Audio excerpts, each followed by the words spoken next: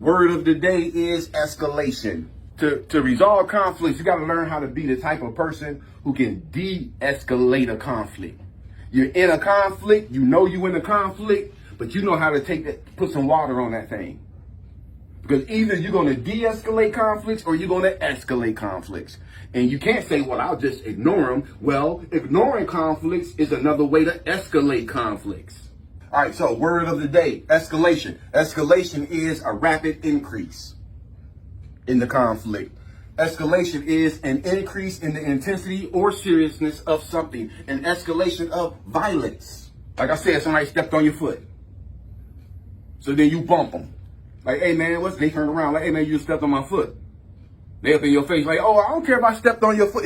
Y'all see where we going? Yeah. Oh, it's simple as or he stepped on your foot and you don't even, okay, he stepped on your foot. What? It was an accident, bro.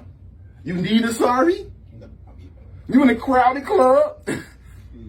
Wall to wall, shoulder. Come on, man. How you tell you have been in a crowded club and a fight broke out because somebody spilled somebody's drink or somebody bumped somebody in a crowded club?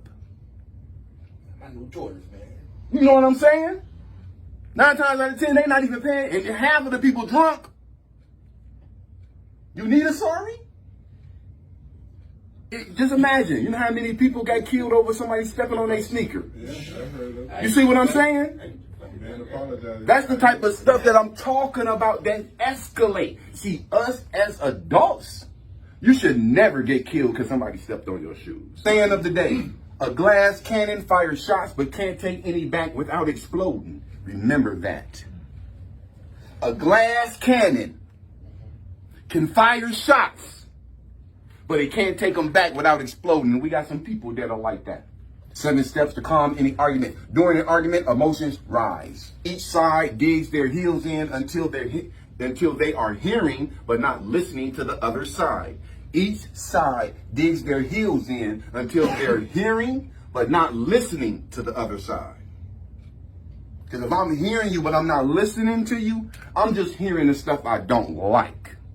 Each side digs their heels in until they're hearing but not listening to the other side. You ain't gonna never resolve a conflict that way. You got 2 people in a conflict. Neither one of them want to take the higher road. Further escalation means an eventual blow up.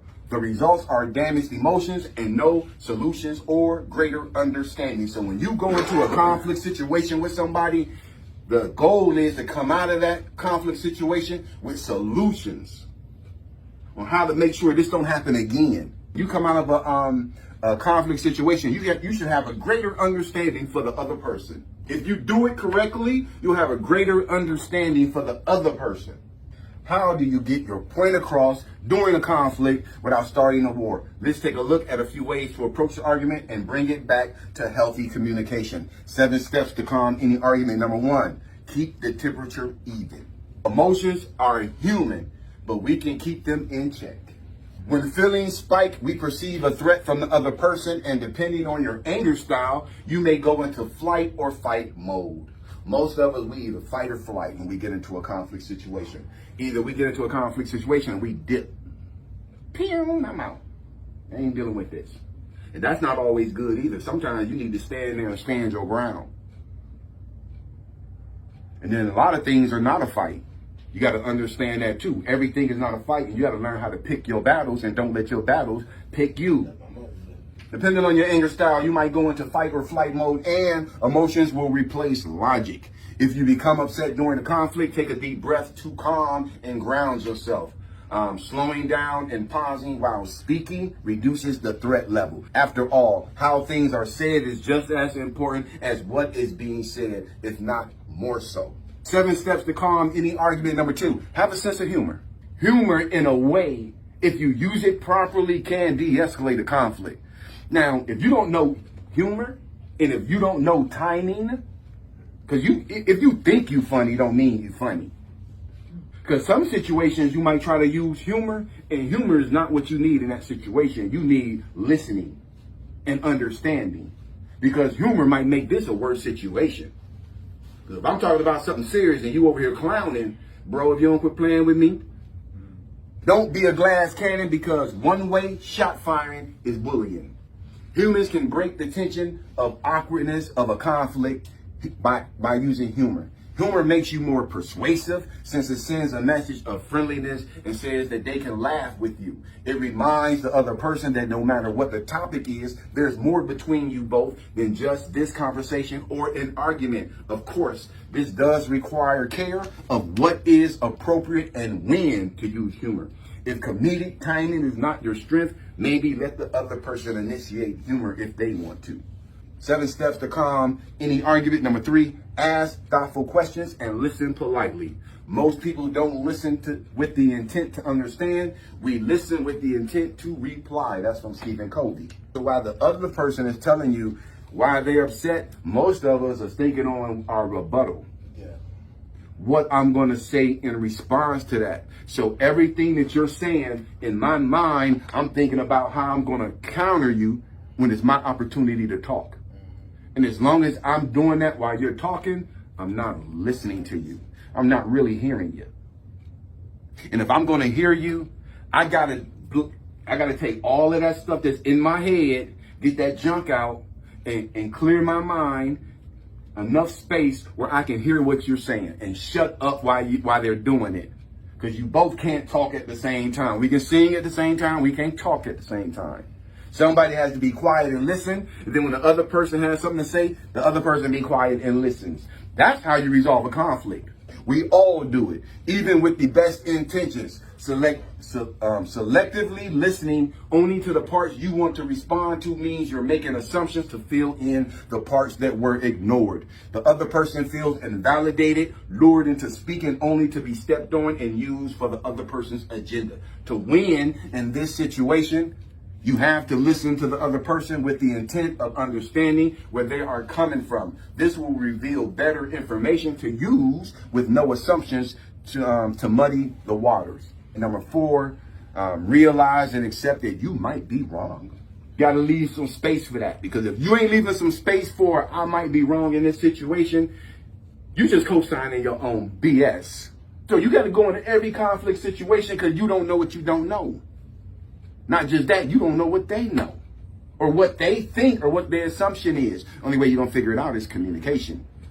But don't go into the communication thinking that you're right and the person is automatically wrong. A part of being human is that we want to know everything. And that's a human nature. But no one knows everything. When we are wrong, our pride can be dealt a blow when you are wrong, especially if the other person is toxic about it. In the end, it's all about perception. You can say in the end, I was gifted new information while the other person is still in the same place. Because if you're in a conflict situation with a person and it turns out you were incorrect in that situation, you just learned something. You did. You learned something. Guess what the other person learned? That they were right. That ain't new information. Don't you know there's so many people who are so prideful? They'll be wrong and they'll still push their point. They'll make their point right anyway in their mind. They'll try to use logic. As a bonus, this is a bonus for that. As a bonus, being able to graciously admit you were wrong and showing the willingness to learn is a testament to your growth. It means that new knowledge doesn't break you. It allows you to change. Because it says something about you as a person to be able to apologize. Because when you were wrong and you find out you were wrong, I learned something. 7 steps to calm any argument. Number 5, win-win is the goal. I met a dude, man, from China at Ohio State. And we were sitting in the, I was there to do a lecture. But they allowed me to go where the TV is in the day room where the students be at. And they allowed me to sit in there and watch some TV. And I met this guy from China, man. He only had been in this country for like 4 years. He had been in the country for 4 years. He said when he was in China, they slept on dirt floors. He said when I first came to the U.S., he said going in the grocery stores and seeing food and water falling on top of mist and stuff like that, being able to buy whatever you want to buy, being able to get a job and work. He said he got him a job. He said he got a second job. Said he saved his money. He only bought what he needed. He saved up enough money he sent for his brother. His brother came to the U.S., got a job. They got a job, started working. He was saving his money. They moved from an apartment into a house. They saved up enough money they sent for their sister. Their sister came. She went and got a job. So now you got 3 people in that, and now they renting a house. It's 3 people. One dude got 2 jobs. The brother got a job. The sister now has a job. But what they are doing is they putting all of their money together and then only buying what they need. They were able to send for their mother. They sent for this is what he's telling me. They sent for their mother. Their mama went and got a job. They bought that house. They put him in college. He in college to be a doctor. And the only reason they was able to do that is because they worked together. It was called win-win. You can't move in with one of your family members because the first check you get, they want half of it. They gonna dilute your money, they gonna dilute their money, and everybody in the house gonna be broke. Because everybody got a philosophy of win-lose. You don't survive like that.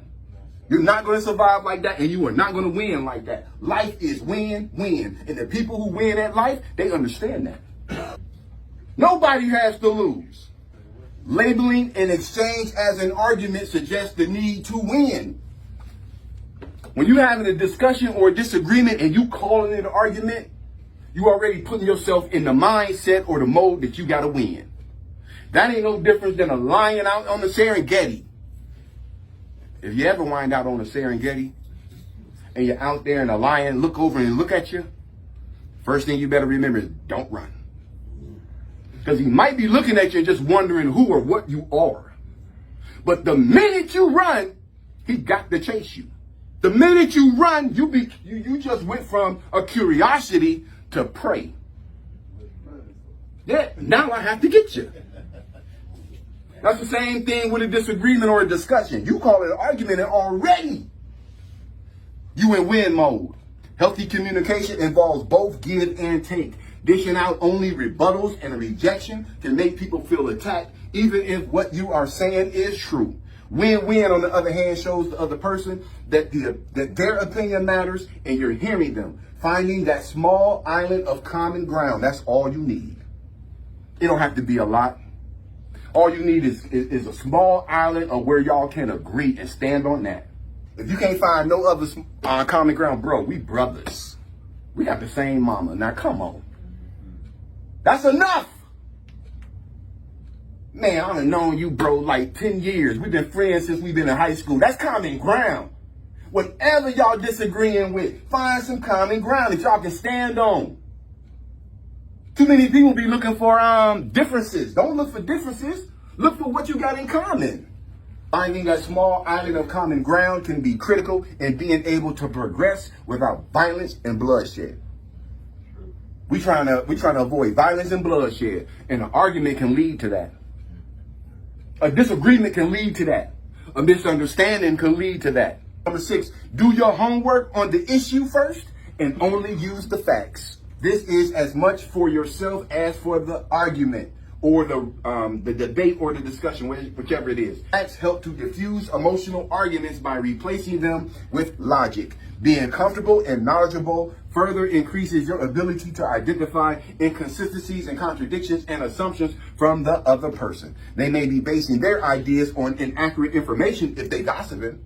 They may be basing their ideas on inaccurate information while your knowledge is based on facts. This allows you to respond accordingly and come out on top, cool, collected, and correct.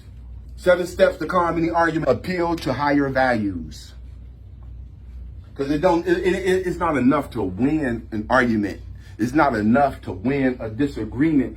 If you win an argument, if you win a disagreement, can you still be humble? Because some of us, man, once we figured out that we are right, we're going to rub it all up in your face. That we were right and you were wrong. So it takes a little bit of humbleness to actually help diffuse the argument. And you might be proven right, but guess what? They still don't like you. So you won the battle, but you lost the war. Make it meaningful to the other person or people you're talking with. Logic and facts are great to give you credibility, but people tend to stop listening when they're bored or can't relate to you. If you win, don't be a sore winner by rubbing it in people's faces or doing the touchdown victory dance to mock the loser. That's a sure way to not make friends. Win with respect, humility, understanding, and kindness. After all, no one knows everything. 7 steps to calm any argument. Number 1, keep the temperature even. Number 2, have a sense of humor. Sense of humor. Humor can de-escalate a conflict if you know how to use it. Number 3, ask thoughtful questions and listen politely. Number 4, realize and accept that you might be wrong. Number 5, win is the goal. Number 6, do your homework on the issue first and only use facts. And then the final one, number 7, appeal to higher values.